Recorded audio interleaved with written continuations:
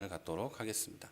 네, 다른 광고는 이제 없고요. 우리 하나님 말씀을 보도록 하겠습니다. 오늘 보실 말씀은 요한복음 20장 1절에서 18절까지의 말씀입니다. 우리 다 같이 교독하시겠습니다. 안식 후 첫날 날이 일찍이 아직 어두울 때 막달라 마리아가 무덤에 와서 돌이 무덤에서 옮겨진 것을 보고 사랑하시던 그 다른 제자에게 달려가서 말하되 사람들이 우리를 무덤에 가져다 두었는지 우리가 알지 못하겠다 하니 베드로와 그 다른 제자가 나가서 무덤으로 갈새 같이 다름질하더니 그 다른 제자가 베드로보다 더 빨리 달려가서 먼저 무덤에 이르러 구부려 세마포 놓인 것을 보았으나 들어가지는 아니하였더니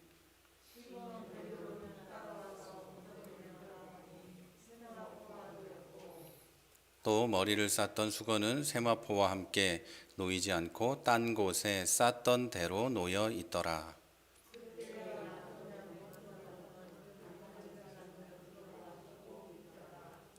그들은 성경에 그가 죽은 자 가운데서 다시 살아나야 하리라 하신 말씀을 아직 알지 못하더라.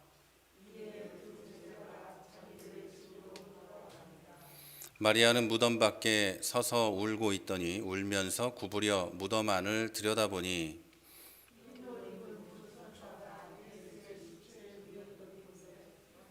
머리편에 하나는 발편에 앉았더라. 천사들이 이르되 여자여 어찌하여 우느냐 이르되 사람들이 내 주님을 옮겨다가 어디 두었는지 내가 알지 못함이니이다.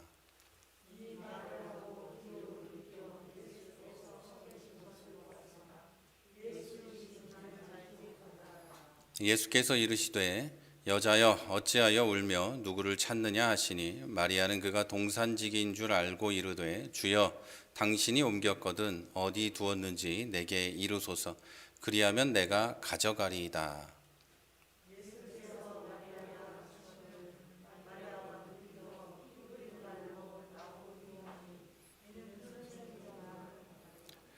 예수께서 이르시되 나를 붙들지 말라 내가 아직 아버지께로 올라가지 아니하였노라. 너는 내 형제들에게 가서 이르되 내가 내 아버지 곧 너희 아버지 내 하나님 곧 너희 하나님께로 올라간다 하라 하시니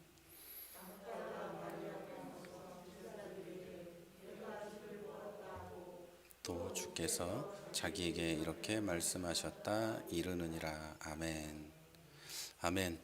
네, 오늘은 부활하신 주님이 만나 주신 사람, 부활하신 주님이 만나 주신 사람이라는 제목으로 함께 말씀을 나누려고 합니다. 사람은 태어나면서부터 다른 사람하고 관계를 맺고 다른 집단과 관계를 맺으면서 살아갑니다. 태어나자마자 부모와 관계를 맺죠. 나의 선택과 상관없이 부모님과 관계를 맺고 살아가죠. 그래서 어떤 부모를 만나느냐에 따라 그 사람의 성격과 삶이 결정이 됩니다. 또 선생님을 만나게 되죠. 어린이집 가면서부터 아이들은 선생님을 만나게 되는데 그 선생님이 어떤 분이냐에 따라서 그 사람의 성적과 또 성적은 뒤로 하더라도 그 삶이 결정이 됩니다. 여러분 인생에도 선생님들이 계셨을 텐데 기억해보면 굉장히 좋은 분도 계셨지만 안 좋은 분들도 계시고 저런 사람이 어떻게 선생님이냐 하는 분도 계시고 이런 선생님이라면 정말 선생님이다 하는 사람도 있겠죠. 누구에게 영향을 받고 학교 시절을 어려서부터 보냈느냐에 따라서 그 사람의 인생이 결정이 되기도 합니다. 또 친구도 만나게 되죠. 친구 따라서 강남 간다는 말은 요즘 애들은 모르지만 우린 다 아는 얘기죠. 친구 따라서 좋은 데를 가기도 하고 나쁜 데를 가기도 하고 친구 잘못 만나서 인생을 망친 사람도 있고 친구 잘 만나서 인생이 잘 된 사람도 있습니다. 교도소에서 사역하시는 목사님들 얘기를 들어보면 거기 있는 거의 대부분의 재소자들이 친구 잘못 만나서 왔다고 이야기한답니다. 친구 때문에 내 인생이 이렇게 됐다 이렇게 얘기한대요. 그래서 친구를 잘 만나야 되는 거죠. 그 뒤에는 보통 사람은 배우자를 만나게 됩니다. 또 배우자는 어떤 사람을 만나느냐에 따라서 인생의 중요한 일들이 결정이 되죠. 배우자에 따라서 내 인생이 남자 여자를 막론하고 해요. 옛날에는 여자 잘 만나면 남자가 이렇게 서포트를 받아서 잘 된다고 하고 반대로 얘기하는 경우는 별로 없었는데, 지금은 뭐 똑같이 어느 배우자를 만나느냐에 따라서 자기 인생에 대단히 중요한 것들이 결정이 되죠. 그 이후에는 자녀를 만나게 되죠. 자칫하면 자녀 때문에 고통을 받기도 하니까 자녀를 잘 만나야 됩니다. 자녀를 어떻게 열심히 키웠지만 자녀가 올바르지 못하면 그 자녀 때문에 큰 고통을 당하게 되죠. 그래서 처음부터 자녀를 사랑하고 또 화목하게 키우기 위해서 애를 써야 합니다. 그런데 여러분, 이런 만남은 인생의 연한과 그 한계의 안에 있기 때문에 혹시 잘 만나도 혹시 잘못 만나도 죽으면 끝이 납니다. 죽으면 이 모든 관계와 불교식으로 말하면 모든 인연이 끝나게 됩니다. 하지만 이 세상을 살면서 만나야 하는 사람이 한 분 있는데 못 만나면 지금은 물론이고 나의 영원한 이 삶의 방향이 완전히 잘못되어 버릴 수 있습니다. 그래서 이 세상을 사는 동안에 우리가 반드시 만나고 관계를 가지고 교제해야 하는 분이 계신데 바로 예수 그리스도이십니다. 성경에는 예수님을 만난 많은 사람들이 등장합니다. 그러나 그들 모두 영원한 삶의 방향이 다 좋은 방향으로 결정되지는 않았습니다. 부자 청년은 돈 때문에 예수님을 온전하게 만나기를 거부했죠. 그리고 예수님의 제자였던 가룟 유다는 12명 안에 들어있는 사람이었지만 자기 욕망 때문에 예수님을 온전하게 만날 수 없었습니다. 반면에 예수님을 온전하게 만난 사람은 삶이 완전히 바뀌고 구원을 받았습니다. 인생의 돈을 최고의 가치로 여기고 오직 돈만을 위해서 살고 돈을 위해서는 동조까지 착취하던 삭개오라는 사람은 예수님을 만나고 인생이 완전히 변화되었죠. 그냥 궁금해서 나무 위에 올라가서 내려다보던 그 사람 때문에 인생이 완전히 변화됐죠. 남에게 빼앗은 것을 4배나 갚았고 자기 재산을 또 반을 팔아서 가난한 사람에게 나눠 주었습니다.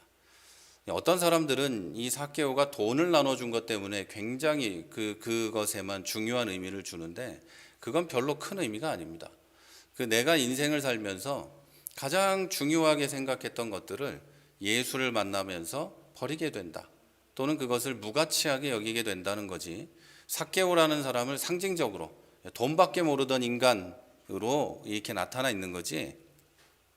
나는 예수 만나고 돈을 나눠준 적이 없는데 라고 한다고 해서 내 인생이 안 변한 것도 아니고요. 예수를 만나고 돈을 나눠줬다고 해서 그 사람의 인생이 변한 게 아닙니다. 가장 중요한 것은 내가 가장 중요하게 생각하던 세상 것들을 얼마나 버리고 있는가가 중요한 것이죠. 자, 그리고 골고다 언덕의 오른편의 강도는 흉악한 죄인이었지만 예수님 옆에서 예수님을 만나고 낙원에 가게 되었습니다. 자, 이렇게 예수님을 온전하게 만나면 그 사람의 삶이 변화되고 영생을 얻는다고 한다면, 그리고 지금 우리도 그렇다면 예수님을 만나야 합니다. 우리가 이미 예수님을 만나서 영생을 얻었다면 우리가 예수님을 만나서 삶이 변화되어야 할 것이고, 또 우리가 아직 영생을 얻지 못했다면 영생을 얻고 삶이 변화되어야 하는 거죠. 하지만 여러분, 지금은 예수님께서 부활하고 승천하셔가지고 우리 눈에 보이질 않습니다. 손을 잡을 수도 없고요, 찾아가서 만날 수도 없어요. 그럼 어떻게 만나야 할까요? 걱정할 것은 별로 없어요. 여러분, 바울의 예를 들면 바울은 그리스도인을 핍박하기 위해서 다마스커스로 가던 길에, 열심히 달려가던 길에 예수님을 만납니다. 이런 얘기를 하면 대부분 분들의 이 얼굴 표정이 바울이니까 그렇지 무슨 우리가 그렇게 만날까요? 라고 하실 수도 있지만, 지금까지 수도 없는 사람들이 부활하신 예수님을 만나고 천국을 약속받고 삶이 완전히 바뀌었습니다. 부활하시고 승천하신 예수님께서 지금도 우리와 만나주시고 지금도 함께 계신다는 증거입니다. 우리가 증거이고 제가 그 증거입니다. 자, 그런데 예수께서 부활하시고 처음 만나주신 사람은, 맨 처음에 만나주신 사람은 바울도 아니었고 사도들도 아니었어요. 부활하신 예수님이 맨 처음에 만나주시고 그 삶을 변화시켰던 사람, 그 인생을 완전히 바꾼 사람은 오늘 본문에 나오는 막달라 마리아였어요.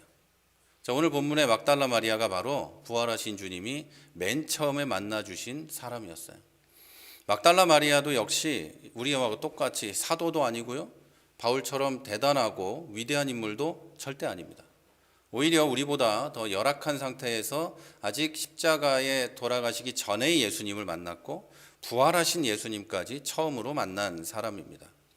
막달라 마리아는 여러분 7 귀신이 들려서 고통을 당하고 있던 여인이었어요. 그것도 모자라서 죄가 많은 걸로 동네에 소문이 자자한 여자였어요. 그래가지고 막달라 마리아가 예수님에게 향유를 부을 때 바리새인이 그랬죠. 저 사람이 선지자라면 저 여자가 얼마나 큰 죄인인지 알 텐데 라고 생각하죠. 그 동네 사람들은 이 막달라 마리아가 얼마나 못되고 나쁘고 흉악한 여자인지 다 알고 있었다는 거예요. 7 귀신이 들렸죠. 죄가 많은 걸로 동네에 소문이 자자한 여자였죠. 자, 그러던 중에 예수님을 만나서 이 여인은 고침을 받고 그리고 구원을 받게 됩니다. 예수님께서 그리고 이 여인에게 복음이 전해지는 곳에는 이 여인이 한 일이 계속해서 전해질 거라고 이야기하시죠. 그리고 부활하신 예수님께서 가장 먼저 만나 주신 사람도 바로 이 막달라 마리아였습니다. 자, 그런데 뭐 때문에, 무슨 이유로 예수님은 부활하신 후에 사도들과 많은 제자들을 뒤로 하고 인간적으로도 부족하고 당시 인정도 받지 못하는 여성인 막달라 마리아를 만나 주셨을까요? 자, 오늘은 그 이유를 본문에서 좀 찾아보고요, 우리가 그 이유를 가지고 은혜를 나누고 또 우리 삶에 적용하는 시간을 가지도록 하겠습니다. 가장 먼저 우리 본문 20장 1절에서 2절을 한번 제가 읽어드리겠습니다.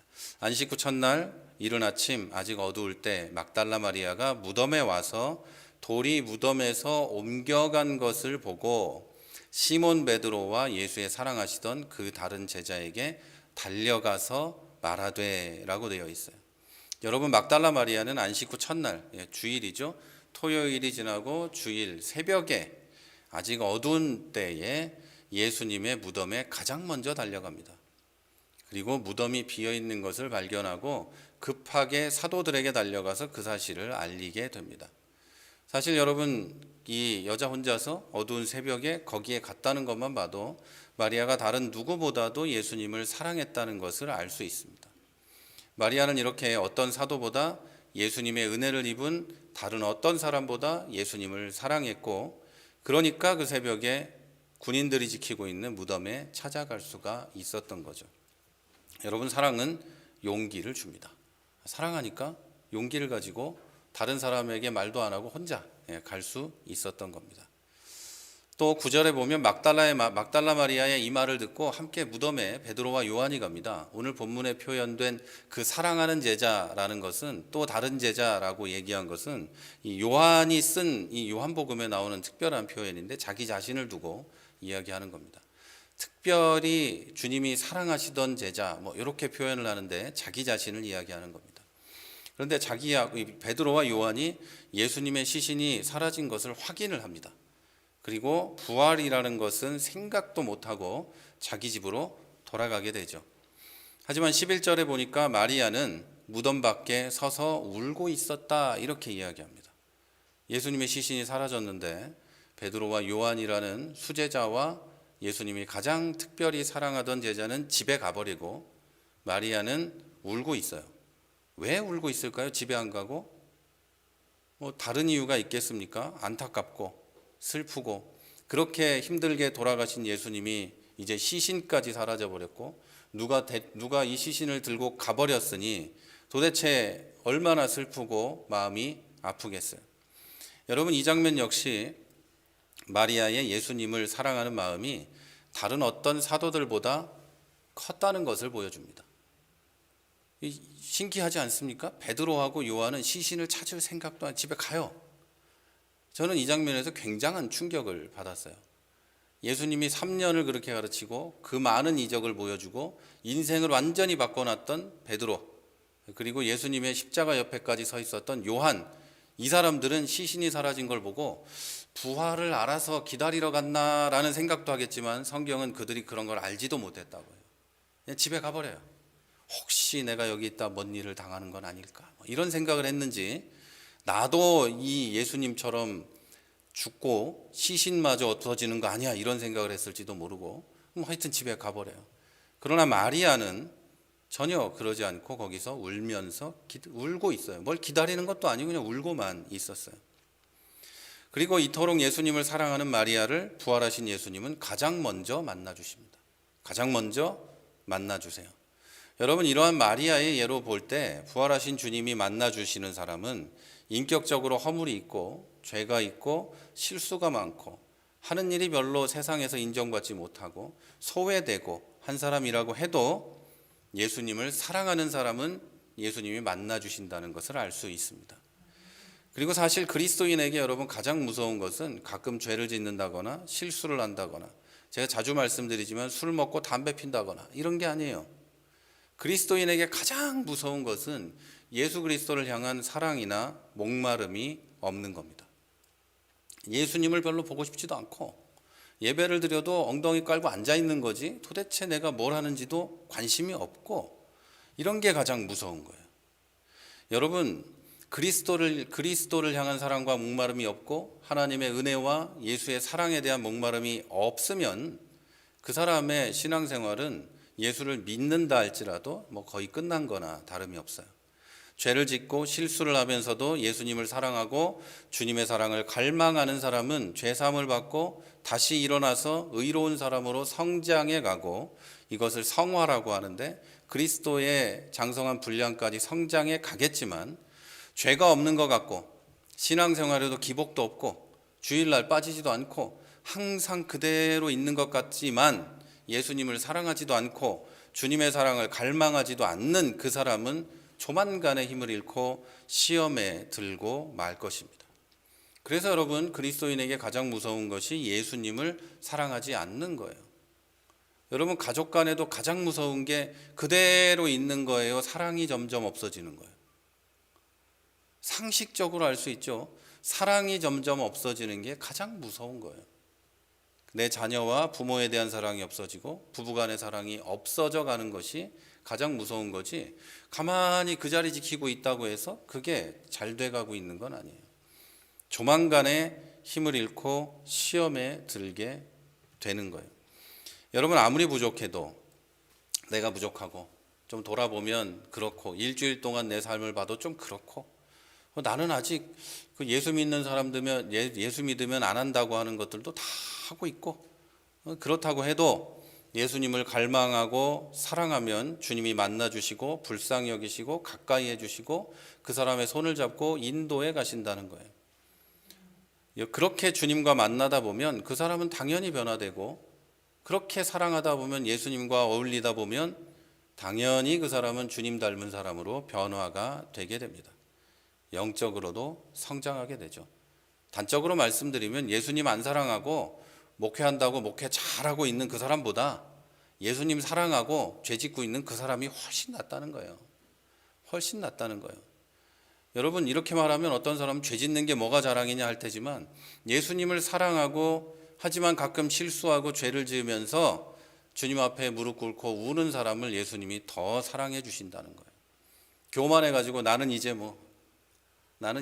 오케이지, 구원받았으니 나는 할렐루야 주여 하면서 맨날 이러고 있는 사람보다 그게 낫다는 거예요. 주님 보시기에 훨씬 더 이 사람을 주님도 사랑하십니다. 여러분, 본문의 마리아는 예수님을 그렇게 사랑했습니다. 성경에 귀신 들렸다가 고침받은 사람은 마리아 한 사람이 아닙니다. 여러 명이에요. 그리고 다른 병에 걸렸다가 고침받은 사람도 여러 명이에요.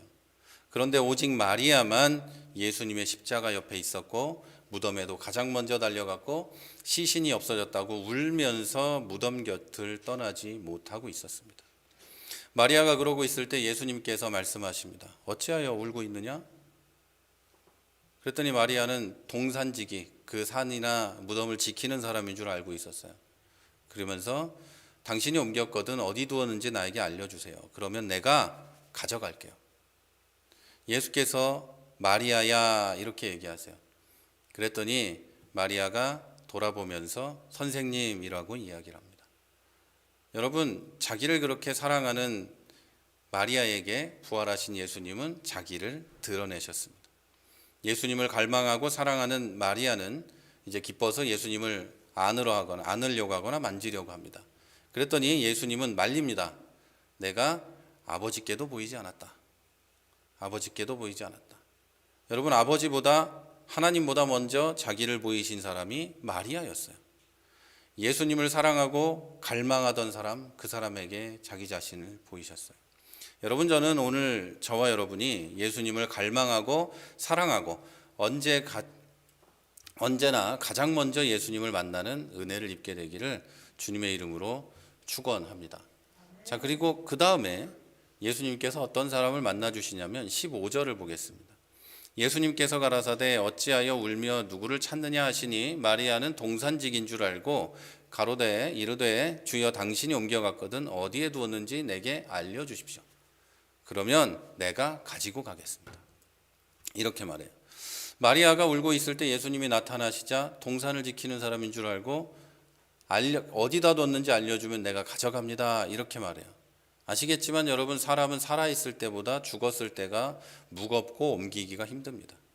그런데 이 여자 혼자 시신을 내가 메고 갈 테니까 어디 있는지만 알려달라 이렇게 얘기해요.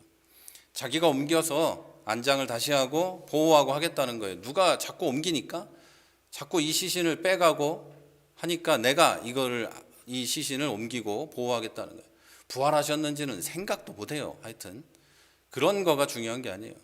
이것은 사랑하는 예수님에 대한 책임감, 내가 사랑하는 사람에 대한 책임, 이런 거 아니면 하기 힘든 일이죠.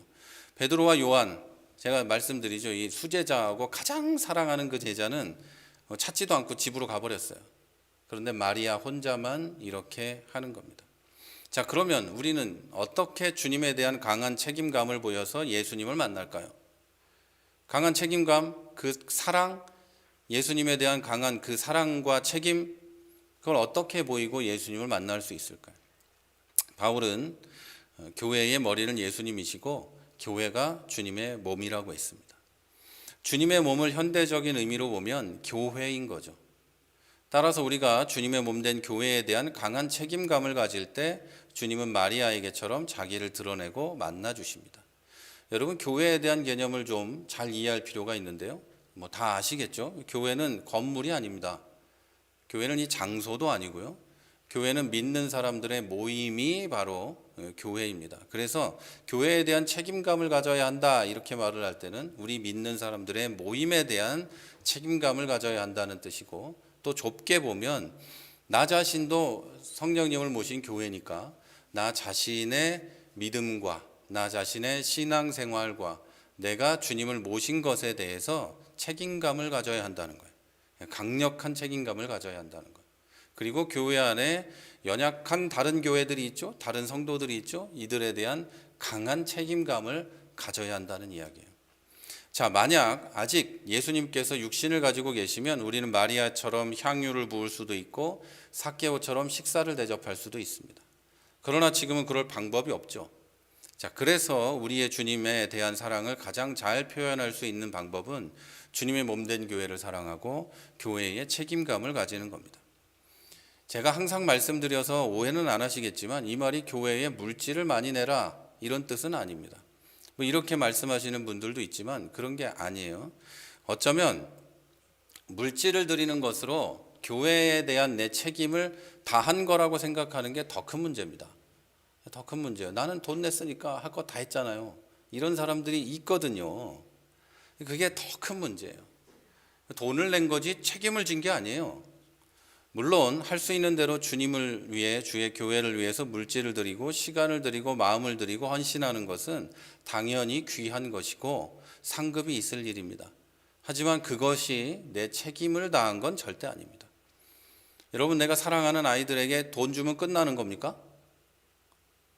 이렇게만 생각하면 아주 쉬운 거죠. 내가 사랑하고 존경에 맞지 않는 부모님에게 돈 드리면 끝난 거예요? 내 책임을 다 한 거예요? 이렇게 생각하는 사람은 우리나라에는 적어도 없는데 교회에 대해서는 이런 생각하는 사람들이 그렇게 많다는 거예요. 신기한 일이죠. 그리고 교회 건물을 아름답게 예배당을 예쁘게 꾸며놓으면 교회에 대한 책임감을 다한 것이고, 하나님께 예배 드리는 것에 책임을 다했다 이렇게 믿는 사람들도 있어요. 아주 잘못된 거예요. 물질하고 전혀 별로 상관이 없는 우리 주 예수 그리스도께 물질을 내어놓고서는 내 할 것을 다 했다고 말하는 거거든요. 아주 잘못된 신앙의 행태예요. 여러분, 예수님께서 살아계실 때 얼마나 많은 사람들이 따라다녔어요. 예수님하고 밥 먹으려고 대기를 하고 예수님께 물질을 드리고 그 돈꾀를 맡은 사람은 돈이 아까워가지고 막 부들부들 떨고 이런 일까지 생겼어요. 돈 10,000원 들어있으면 그러지 않았겠죠? 돈꾀 안에 어느 정도 들어있으니 이 사람들이 그 돈 때문에 힘들어했다는 거예요. 유혹을 받았다는 거예요. 그러나 예수님 무덤에는 아무도 찾아오지 않았어요. 그 많은 사람들 중에서 오직 막달라 마리아 하나였어요. 여러분, 예수님이 죽었다라는 것을 현대적 의미로 보면 교회, 예수님의 몸인 교회가 위기에 처하고 교회가 어렵고 힘들게 되었다는 거예요. 이럴 때 많은 사람들은 교회를 버리고 떠납니다. 이때다, 이때라, 이때라, 교회 도망갈 때가 이때라 이러면서 교회를 도망가죠. 코로나 딱 터지니까 교회를 싹 다 도망가 이렇게 되는 거예요. 여러분, 교회가 사회적인 지탄을 받고 어려움이 생기니까 이때다. 그동안 내가 벼르고 별렀는데 인간적 은혜 그것 때문에 못 떠났지만 지금이다 이렇게 되는 거예요. 여러분, 좋을 때는 교회를 섬기고 봉사하고 열심이고 이러고 재미있을 때는 더 열심을 내요. 그런데 위기를 만나고 어려움을 당하고 고난을 당할 때는 언제부터 우리가 아는 사람이냐고 전혀 모른다고 주님의 몸을 버리고 떠나갑니다. 전혀 모르고. 제가 다시 말씀드리지만 교회라는 것은 이 건물이나 예배 장소가 아니라 교회 믿는 사람들의 공동체를 말하는 겁니다. 여러분, 이것은 분명히 예수님에 대한 사랑이 아닙니다. 예수님을 처음 만날 때는 내 죄 때문에 나를 대신해서 십자가를 지시고 나를 구원하신 분이기 때문에 너무너무 사랑하고 감사합니다. 하지만 여러분, 구원을 받은 후에는 나에게 뭔가 주시기 때문이 아니라 오직 우리 주 예수 그리스도이시기 때문에, 나를 위해 십자가에 못 박혀 돌아가신 그분이시기 때문에 사랑하고 만나고 교제해야 합니다. 예수님은 이미 나를 구원하시기 위해서 자기를 주셨는데 뭘 더 받아야 내가 뭘 더 하겠습니까? 뭘 자꾸 받으려고만 하니까 이런 문제들이 생기는 겁니다. 여러분, 이기적인 사람일수록 인간관계에서 상대를 수단으로 대합니다. 그렇죠? 이 사람은 나의 성공을 위한 수단, 내 재미를 위한 수단, 그런 수단으로 대하죠. 당신이 나에게 이런 가치가 있으니까, 이런 유익을 주니까, 이만큼 내게 필요한 사람이니까 나는 너를 좋아해. 그러니까 나는 너를 만나. 이러는 것은 사람을 수단으로 보는 것이 진심으로 사랑하는, 아끼는 관계가 아닙니다. 자, 이런 관계는 내게 유익을 주던 그 가치가 없어지면 안면 바꾸는 겁니다. 이제 너 같은 사람은 필요 없으니까 손절하는 거죠. 주식 빠져나오듯이 딱 손절하고 끝나는 겁니다. 다시는 보지 말자. 너는 나에게 이익이 없으니까 이렇게 되는 거죠. 이런 사람을 우리는 어떤 사람이라고 생각하죠? 나쁜 사람 이렇게 생각하죠. 내가 저런 인간하고 같이 어울렸다니 이렇게 생각하죠. 반대로 이타적인 사랑을 하는 사람은 상대가 나에게 뭘 줄 수 있을 때나 아닐 때나, 심지어 그 사람이 나에게 무거운 짐이 되었을 때도 사랑을 합니다. 그 사람이 내 사랑의 대상이고 목적이니까 그 사람을 사랑하는 거죠. 그 사람의 가진 거나 내가 얻을 게 아니라 그 사람을 사랑하니까 그 사람이 어려울 때도 함께 하는 거죠. 그리고 그 사람의 유익을 위해서 나를 줄 수도 있는 겁니다. 이것이 바로 주님이 나에게 주시는 사랑입니다. 여러분, 이런 사랑을 받은 우리는 예수님을 그렇게 사랑할 뿐 아니라 교회 공동체 안에 있는 성도들을 그렇게 사랑해야 하고 내 이웃을 이렇게 사랑해야 합니다. 그리고 말씀드린 대로 주님의 몸된 교회와 성도들을 이렇게 사랑해야 합니다. 주님을 하나의 수단으로 생각하고 믿고 섬기는 것이 아니라면 교회를, 성도들을 그렇게 대해서는 안 됩니다. 하지만 어떤 사람은 교회 나오는 것보다 세상이 인간적인 유익을 더 준다면 나를 위해 십자가를 지신 주님의 몸을 그냥 버립니다. 만약에 이제 내가 교회에서 팔의 역할을 하고 있는 주님의 몸된 교회에서 팔이었다면 그 교회는 팔이 하나 떨어지는 거죠. 주의 몸된 교회가 팔이 하나 뚝 떨어져 버리고 없어져 버리는 겁니다. 여러분, 이런 얘기를 할 때 이렇게 말씀드리면, 그러면 내가 아무리 어려워도 힘들고 괴로워도 그러고 있어야 되느냐, 이런 생각을 하는 경우가 있어요. 여러분, 그런 건 아니에요. 교회에서 내가 고통을 받고 교회에 많은 사람들 때문에 어려움을 당하고 그런다면 그런 건 아니에요. 그 교회가 잘못된 거예요. 여러분, 교회는 저는 원래 그렇다는 얘기를 하고 있는 거예요. 원래 우리는 교회 안에서 서로 성도로서 서로 사랑하고 주의 피로 맺어진 형제 자매로서 이렇게 해야 한다는 거예요. 여러분, 어려움을 당하고 고통을 당하면서 그런 말도 한마디 못하고 죽어라고 그렇게 하는 것은 옳은 건 아니에요. 그런 일이 있으면 목사한테 이야기를 하고 교회 어른들과 함께 이야기를 하고 교회 안에 의견을 나눌 사람들과 이야기하고 서로 사랑하는 관계로 해야 되는 거지. 여러분, 그렇게 해서는 안 되는 거예요. 그리고 교회 안에 신앙이 연약한 사람이 있고 신앙이 아주 튼튼한 사람이 있겠죠. 그런 사람들이 서로 사랑하면서 어울려가며 이끌어가고 성장해 가야 한다는 거지. 모두 다 동일한 책임을 지고 모두 다 동일한 걸 가지고 해서는 안 된, 그렇게 하라는 뜻은 또 아니에요. 여러분, 이걸 내가 어느 지체를 맡고 있느냐, 내가 주의 몸된 교회 안에 어느 지체인가, 그리고 내가 하는 일이 무엇인가, 이런 것도 생각을 해야 하는 거예요. 근데 저는 오늘 말씀드리는 것은 교회에 대한 사랑과 주의 몸에 대한 사랑과 주의 공동체에 대한 사랑, 책임을 이야기하고 있는 거죠. 여러분, 예수님을 사랑한다면 생기는 게 없어도 예배드리다가 손해를 봐도 더욱 사랑하고 더욱 예배를 드리게 되는 겁니다. 본문의 마리아를 보면 마리아에게 예수님은 자기의 사랑이고 자기 삶의 목적이었어요. 나를 구원하신 분이었죠. 예수님을 위해서는 그 어떤 어려움도 감당하겠다는 그 마음이 사랑 아니면 어디에서 왔겠어요. 그냥 내가 은혜를 받았으니까 은혜 좀 갚겠다는 마음은 금방 사라져 버려요. 그러나 사랑하는 마음은 사라지지 않아요. 주님의 몸인 교회를 향한 그런 마음이 있을 때 주님은 그 사람을 사랑하고 또 긍휼히 여기시고 또 만나주시고 인생을 인도해 가시는 겁니다. 또 마리아는 그 누구보다 주님을 사랑했고 갈망했고 오직 주님만 사랑했습니다. 그러니까 주님께서는 아버지 하나님보다 먼저 마리아에게 나타나셨던 거예요. 그렇게 예수님을 사랑한 마리아는 부활의 첫 번째 증인이 되었고 그 첫 번째 증인이 되어서 사도들에게까지 그 부활을 전해줍니다. 주님이 살아나셨다. 그리고 주님이 당신들을 만나기를 원하신다. 이렇게 가서 외칠 수 있었던 겁니다. 자, 여러분, 오늘은 부활주일입니다. 이 부활주일을 맞으면서 여러분이 마리아의 사랑의 신앙을 갖게 되시기를 바랍니다. 물론 신앙생활을 하다 보면 괴로움과 어려움이 있어서 주의 이름을 부르며 도와달라고 할 때도 있고, 인생을 살고 신앙생활하면서 고통을 받아서 견디기 어려워서 이 신앙생활을 놓아버리고 싶을 때도 있고, 항상 인생은 신앙생활은 그렇게 반복이 됩니다.